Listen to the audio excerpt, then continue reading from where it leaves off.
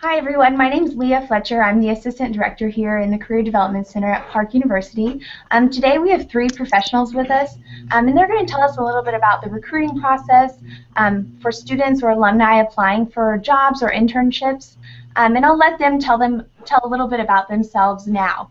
Pam, if you would want to start us off. Sure. My name is Pam Billings, and I am the University Recruiter for Sprint. And we have a lot of opportunities for both new hires that are recent grads, as well as a plethora of opportunities for intern candidates as well. Great. And Alex, if you want to go next. Sure. I'm Alex with Chipotle Mexican Grill, and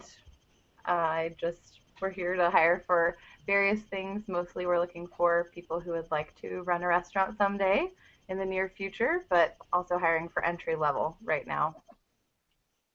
Perfect. And Derek? Yes, my name's Derek. I'm with Enterprise Rent-A-Car.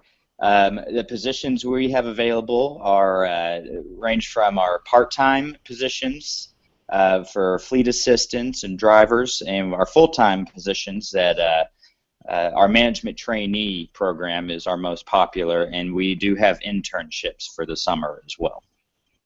Okay, great. Great. So our first question from our students, and anyone can open up to this, but what do you look for? What is an ideal candidate? Are there any characteristics that are specific to a strong candidate, or anything you specifically look for? I'll answer that. Okay. At Sprint, our main focus is to make sure that the candidate that applies for the position actually meets our basic qualifications that are listed in the job description, but more importantly, we're looking to identify candidates that have that strength that's the core capabilities within the job description. So for example, if we need someone in human resources, we're looking for someone who has joined clubs within the university and they're participating through the school, because soft skills are very important for a human resource person. So we want to see that come through on their resume. Okay, great. Awesome. I'll chime in as well. You've mentioned characteristics, and specifically we are looking for 13 qualities in each of our candidates. An example of this is happy, motivated, ambitious, high energy, things of that nature. We feel like we can teach you anything you need to know inside of the restaurant, but if you have those built-in qualities, then you have a lot better chance of success with us. And then also, that being said, we find that a lot of people in the education field and also in the business field can transition over to what we do pretty well at Chipotle. Mm-hmm. Yeah, with Enterprise Rent-A-Car, we our management trainees. There's always certain competencies we're looking for as well, and a few of those being persuasive ability, communication skills, work ethic. We're looking potentially for future leaders of our companies. So. Absolutely. Great. And then also, so we'll move on to resumes now. As far as resumes, what can make a good first impression on a resume, or the opposite, what can be something it throws up red flags and you kind of just toss the resume immediately? I can answer that one. I see a lot of space can be taken up with contact information versus having like an objective or work experience. So I think dressing your resume to what company you're looking for, you want to make sure that you have good work experience and an objective going in, instead of having a lot of contact information taking up your resume. That's Okay. the most recent one I've been seeing. Okay. I'll Does also anybody chime have... in, Okay. if that's okay. Absolutely. I think that oftentimes we see that a candidate or an applicant will put a resume. So, for example, maybe they've only worked in retail, and that's great, but they need to look at the job description, and if it requires working with a team, then maybe add some additional information so that we can see how did they do those things that are in the job description, because oftentimes through college you hold different jobs. You're a page in a library, you work as a cashier. Those are very admirable traits, especially if you have longevity, and you should add those but embellish as to what's within the job description as well, so that we can see how you're a good match for the position. Alex, do you have anything to add to that? You know, I think those are all good comments. Ours is not, we're not as focused on the resume at the entry-level positions. However, you know, Chipotle also has lots of corporate positions, and I think that we are looking for relevant experience, or for a way for you to tie the experience you have to the position you're applying for. So it's the same thing that both just said. Absolutely. Yeah, and just to add to that, I know one of the things we try to focus on with students is looking at a job description, not just sending out the same resume for every job, as one job might need tweaking a little bit to your resume. So absolutely, great answers. And so you talk about everything surrounding a resume and looking at a job description. Is there specific things from a job description that students should take, or how do they look at that and determine what would be the most important, and when does it get too much looking like a job description versus their resumes?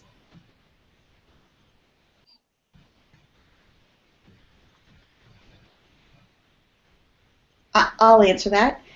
I think that Okay. oftentimes if you can your resume to meet the job description, a recruiter will be able to tell. If you use the exact same language within, you can tell. So I would say you still need to be authentic to who you are and let that come through. Right. Okay, great. And do you guys want to add anything to that? I'd just say agreed. Absolutely. Yeah. No, I think that I see a lot when we have a job description, like we were saying, that you tailor your resume to, you know, the verbiage from the job description. So it's very important to just you know, be authentic, like we were talking about here, and you know, just making sure that, you know, the skills that they're asking for, that you have examples, or, you know, work history, or whatever past you have that apply to that. Great. Great. Okay, and then our next questions go to a cover letter. What makes a great cover letter? What do you look for in a cover letter? Is there anything to avoid in a cover letter? I can chime in. Again, it's going to depend on the position you're applying for with us, whether or not there is a cover letter, but I think, you know, not too long, not too short, and again, you kind of want to avoid catchphrases or the typical things like I'm a people person, or, you know, I'm good at teamwork, but maybe go into a little more detail as to how you're a people person, or what you think makes a team successful and how you can add to that. Things that make it a little more specific to you. Okay, great. I would say definitely have it structured, and most definitely not too long, not too short. Maybe the beginning, a quick introduction of yourself and how you're maybe excited for the opportunity, then a brief description about yourself, and then kind of concluded of why you think you'd be a good candidate.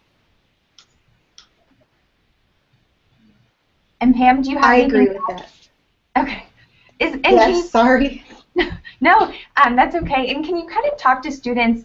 Sometimes we see repetitiveness in a cover letter that comes from a resume. Can you kind of touch on why it's important to not just write the exact same thing in a cover letter that you might have on your resume? Yes, I can speak to that. I think that oftentimes on cover letters, they're canned. You use the same cover letter, you just switch out the position name and the company name, and maybe what in your resume stands out. But I think this is more times the most important time for you to share why you are the best fit for that position. It's your opportunity to create your brand and to sell yourself. And if it is a selling position, what a better platform to do that with. So, but again, being concise and short is very important, because a recruiter will probably read it in less than 5 to 20 seconds, and won't go back to it. Okay. Anything to add from either of you? I would definitely agree. It's you have a brief time to impress, a recruiter. So it's definitely, you want something that's going to stand out and catch somebody's eye. I agree. We also had a question from a student. How many jobs or companies should they be applying for when they are in the application process? Have you found a good number, or somewhat of a number that they should be looking into? I can start on that one. I don't know if I have a number, and to kind of go on to that one, something we've talked about a lot is in employer panels before, is making sure that they research the companies, that they're not just left and right applying to every single place, but they actually look into the company and make sure they want to work with that company and they feel like it has a good culture fit, so that it is somewhere they can grow with the company if they do enjoy it, as opposed to just, let me just get a job and see where it takes me. So I think I would just recommend finding 3 or 5 or some smaller number of companies you really, really want to work for, and go for those diligently.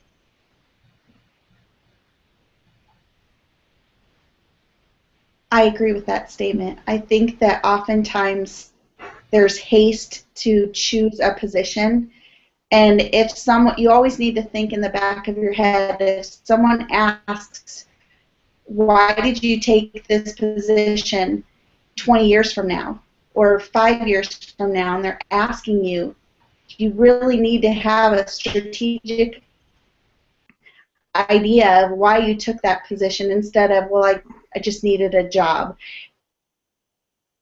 That's what you're creating. Absolutely.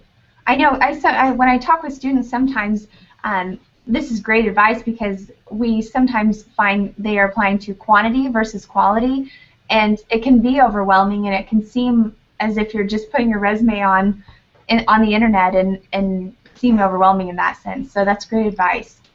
Our next question, we have some students, and even traditional graduating students, that might not have direct related experience in the degree they're graduating from or what they're wanting to get into. Do you have any advice, or what should they be doing to get that experience, or prepare to apply for positions like that? I can start that one.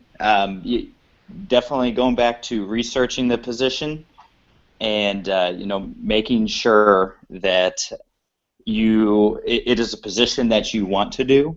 But we at Enterprise don't ever really try to follow certain degrees. We're looking for the person. So I would encourage people that if you don't have the work experience, which a lot of us don't, coming out of school, find that experience in your everyday lives, from clubs, sports you play, things like that you have the certain experience, I'm sure, throughout your life. But I think it's just instead of trying to focus on not having that work experience or that degree background, find out what that company is looking for and just kind of reach in your past from the experiences you've had.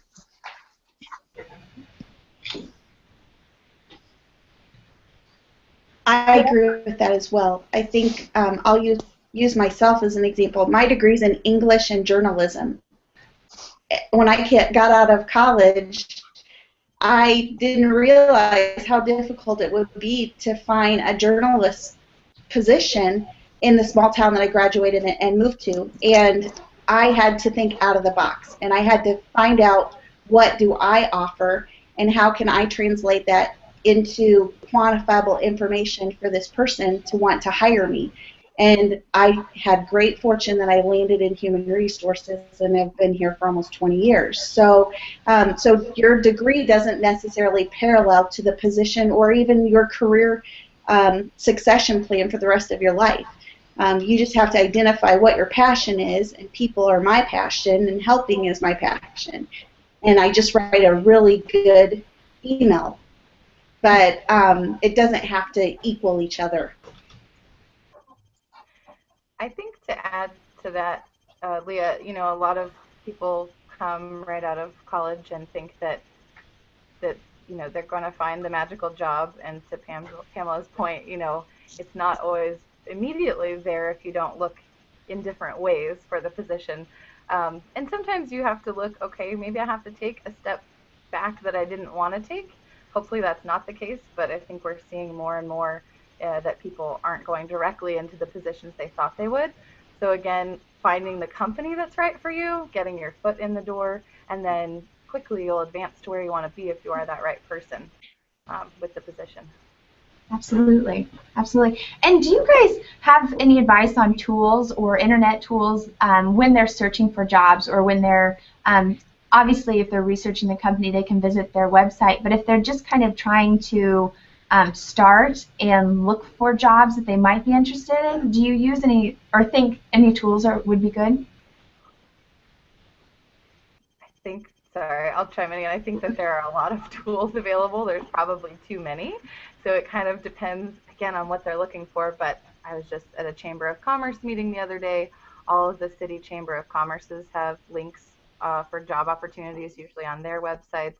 There's LinkedIn, of course. Twitter is becoming more and more popular, even Instagram, definitely Facebook. And then there's the Department of Labor websites for every state, all of those kinds of things. There are tons and tons of resources. I agree. Another good one is Glassdoor, as well as the Area Economic Development Council in Kansas City is really progressive in working with a lot of millennial and Generation Next organizations. So I would recommend, keeping your eye on them and following them, and they are very involved on Twitter as well. And Derek, do you have anything to add, or you wish to add? Well, I'm definitely a fan of Glassdoor. But yes, there are tons of tools out there now. You're not opening a newspaper anymore to check the classifieds. Absolutely. And so beyond the resume and the cover letter, we kind of move into interviews. I know students think about this a lot, and they wonder what recruiters are wanting. What can trigger a good interview, or what makes a good first impression for recruiters?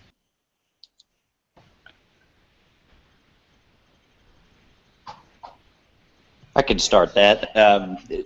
Definitely, dress has something to do with it. You don't want to start off with a bad impression of showing up in gym shorts or flip-flops. But that can be very distracting. So you want to make sure that you're dressed conservatively, and confidence. Confidence is definitely a thing that it takes practice, of course, but you want to have confidence when you're going in, because you're selling yourself. Right.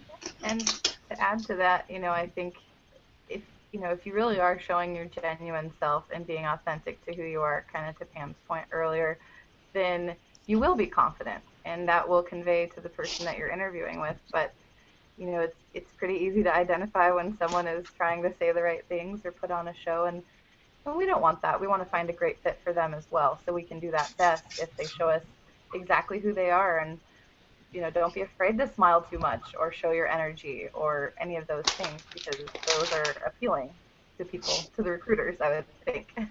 For us anyways, but it sounds like for the other people as well. And Pam, do you have anything to add? The last thing I would say is oftentimes when you think of an interview, you think it's so much one way, but it's not. It's all about the engagement and the communication. And I think that when you can connect and throughout the whole entire interview have a dialogue going back and forth and engagement going back and forth, that's when you click with your recruiter. If you're just answering the questions and waiting for the next one, sometimes you lose something in that interview and you don't stand out. So if you can engage and if there's an opportunity, not a forced one, but a natural one, for you to ask a question or make a comment on something that that recruiter has said about the job or the culture of the environment, that is good, and it takes the interview into a different path. And you will stand out to that recruiter because we're on our timetable, it's about volume. You will now provide quality, and I think that's what makes the difference in an interview. Yeah, that's great. And as far as, do you have any advice for students that maybe are going on their first interview, or alumni who have a big interview they're preparing for, how to kind of keep calm and not let their nerves get to them and kind of ruin the interview?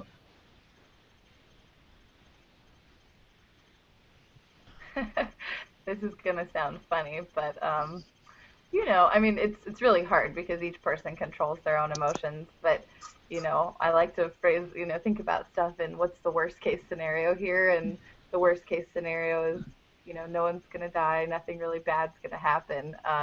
You know, so I think about it that way, maybe to help calm my own nerves when things are going on. Um, that's the only piece of advice I could give. And then just again, like, be really confident in who you are because you're looking for a great fit for yourself as well. Okay. One thing I would like to add is make a lasting impression.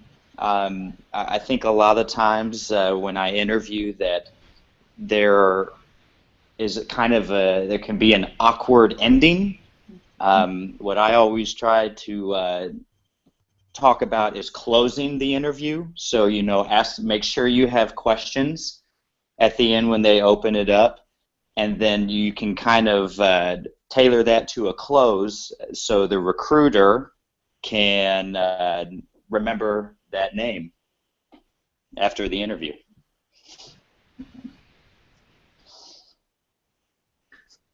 Do you have anything to add, Pam? I'd like to add that, yes. I'd like to add that oftentimes during an interview, you know, especially if you're a student, it's natural for you to want to take notes. And if that is how you, I don't think that it's out of line for you to say if there's something that they touch on that you want to bring back up later, or if there's something that you have in your notes that are a question for later, for you to reference it. Of course, ask permission and say, do you mind if I take a note here, or do you mind if I refer back to my notes? I did have an additional question. Because that's a natural format for these students that are just graduating or are currently enrolled. And so you need to take habits that you're comfortable with and utilize those to your advantage. Very good. Very good. And to kind of piggyback on Derek's point about the questions, do any of you have any advice on, or have you heard any great questions that you thought they really knew about the organization, or that they were really thought out questions?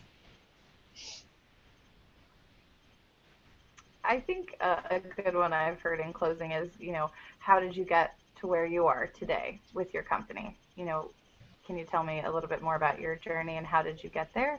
Shows an interest in their growth with our company as well. Right. That was a good one I heard recently. I heard one that the candidate said, can you tell me from it was an internship, but from your intern that you had in this role last year, what was successful about that intern, and were there any gaps and things that I could work on to improve so that I don't fall into possibly the same situation as they were in this year.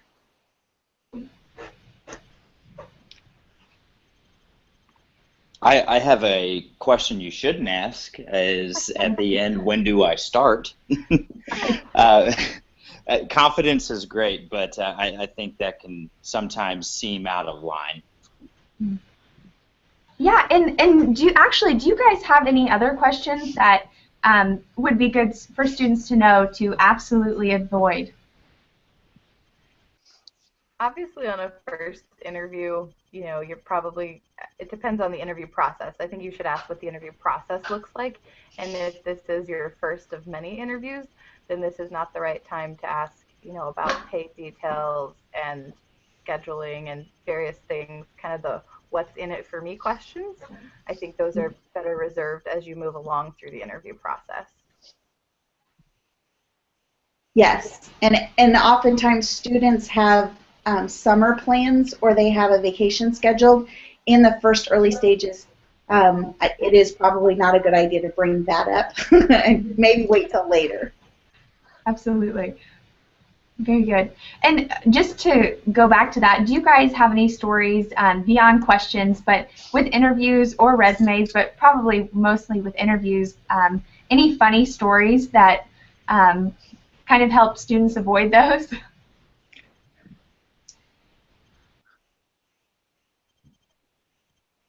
That's a good question. It is. I'm stumped. I'll have to think on that. Okay. Leah, I would, having been a Park alumni myself, I know it's a really diverse population, and most workplaces are looking for that diversity. And so I don't want to tell a story on here about it, but there's been lots of instances where it's funny later, but in the moment, where people may mention protected classes of people, and they may be trying to be humorous or maybe something, I don't know, who knows, but lots of funny stories about people mentioning other groups of people, and it's not a good time for that. Right, right. Okay, well then, kind of the last thing, I just want to go around and hear one piece of advice that you find maybe is the most important or you'd like students to know when they're applying for internships or jobs and when they're in that process.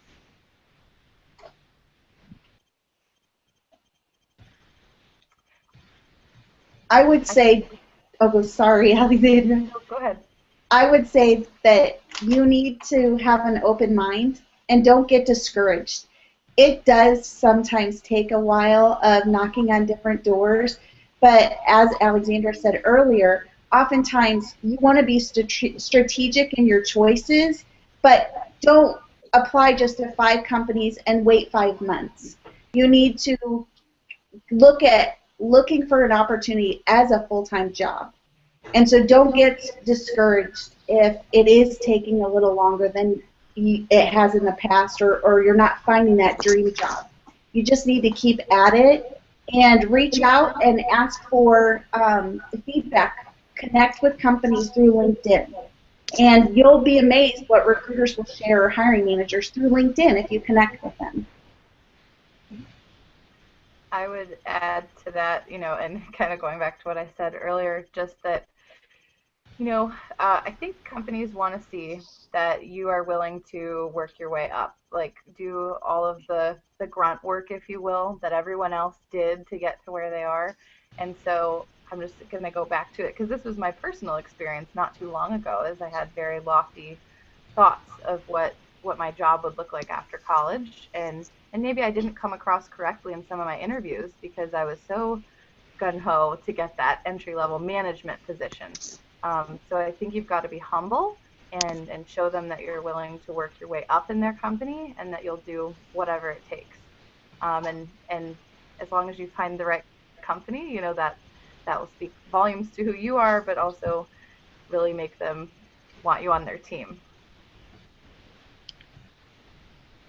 Yeah, I would definitely say don't limit yourself, by like your degree.